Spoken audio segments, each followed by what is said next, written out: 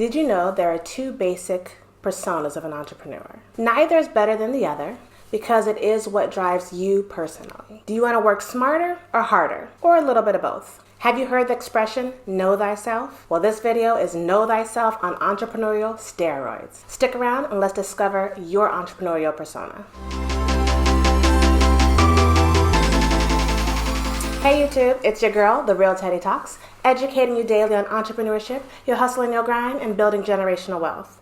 If you're enjoying this content, please hit the like, subscribe, and notification bell. It helps me out more than you know, and it lets the other YouTubers know you like it as well. We are all psychologically driven and motivated by forces deep within us. And that deep down force can sometimes be at odds with the person that we portray. Your persona is your face to the world, what people think you are. But usually your persona is different than the person that's really inside of you. You usually don't show your true face to the world. No matter what face you show the world, you need to know who you are deep down inside. So instead of calling this a persona, let's call it a Entrepreneurial Persona Veritas. Don't at me on that if you speak Latin, because I just made it up. I don't know what it really means, but I'm saying it means the person that people see, but it's the true person. Veritas, true, real. Again, I don't know Latin, don't at me. Okay, moving on. Let's find out who you really are. The first entrepreneurial persona veritas is the workhorse. It sounds like what it is.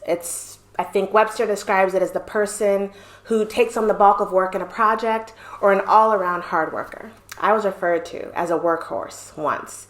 And at first I took it as a compliment, but then I thought about it and I was kind of taken aback because I didn't want to be described like that. I don't want people to think that I'm the person that's going to do all the work, right? These are the hardworking people that don't mind getting their hands dirty and doing the work no one else wants to do and being paid and compensated for it. They're the plumbers, the electricians, the people who climb on top of roofs, the people who climb tall trees and tall poles to change the light bulbs, the pressure washers, the junkyard owners, the auto parts dealers, those kind of people.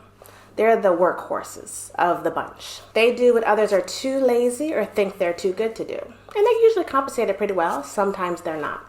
These people get pure joy out of working hard. That's the kind of person that if they hear you say, I can't wait to retire and go live on an island and relax, they give you their face all scrunched up and be like, you always have to keep moving. You always have to be doing something. You always have to be working. When that's not true. But that's the workhorse. That's the workhorse mentality, and that's fine for that person. Again, with that said, there's nothing wrong with being a workhorse. To them, it's either work hard or sloth. There's no in between. They hustle hard and they hustle long, and they usually work until they can't work anymore. The persona of that person is the person that's working the long hours, sitting at their desk, it's dark outside, and their family's home waiting for them to come. It's the picture of the cold meal sitting on the dinner table, and the person comes home, and the spouse gives them the cold shoulder, or they're all pissy because they forgot their anniversary. That's the workhorse. They're usually doing this to make the CEO of the company they work for more money. I digress. Again, nothing wrong with it. The second entrepreneurial persona veritas. We'll call this one the Workverse Mastermind. They are the person that's always figuring out the smarter, easier, more efficient way to do something. They really don't care who gets the credit.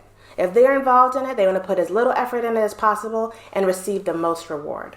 They are the Bitcoin data miners, the programmers, the techie people that sit in front of their computer creating code all night for days or weeks or months on end to create a magical, huge project that gets launched and they make some money and no one ever knows it was them that did it. They just have that internal satisfaction.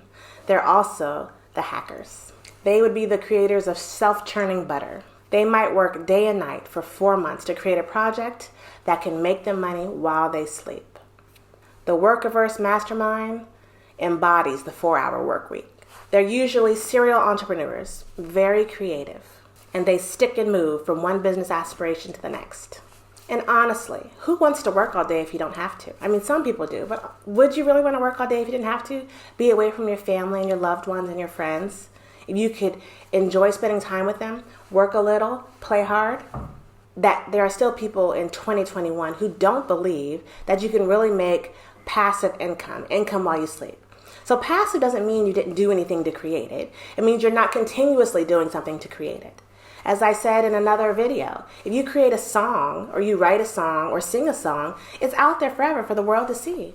People are buying that song, they're downloading it, they're trying to use it, they're trying to buy the rights to it, and that person who created that thing is still making money constantly. The work is done and the profits still keep coming in. I like them both because they're both willing to do the work. They both know that if you don't put the work in, you're not going to be an entrepreneur very long. I venture to say the Workhorse and the Mastermind are the only two entrepreneurs there can be. If you challenge me on that, please put that in the comments. I'd like to hear what other types of entrepreneurials you know. The third and final entrepreneur type is a mix of the two. They like to embody the hard work, the workhorse type, but they don't want to do it forever. They want to do it for as long as necessary. Me, for instance, I worked a career for over 20 years. I think I was a workhorse a little too long, but I'm starting to see the light. And the Workverse Mastermind mindset is kicking in. With my 365-day exit strategy, I plan to leave my corporate job and switch to my side hustles full-time, with the eventuality of making completely passive income where I can enjoy myself and enjoy my family and enjoy my free time. The mix of the two is probably the best because they both appreciate the hard work that it takes to build something beautiful. It's the Workverse Mastermind that's willing to walk away from that something and never look back. There is no right or wrong persona. You are who you are. But the most important lesson from today is to know thyself. Analyze who you are. Figure out what drives you. Figure out what makes you happy. And figure out what makes you reach your exponential greatness. Then embody that person shamelessly. Just promise me one thing. You'll make money and change lives while you do it. This is The Real Teddy Talks, signing off. Listen.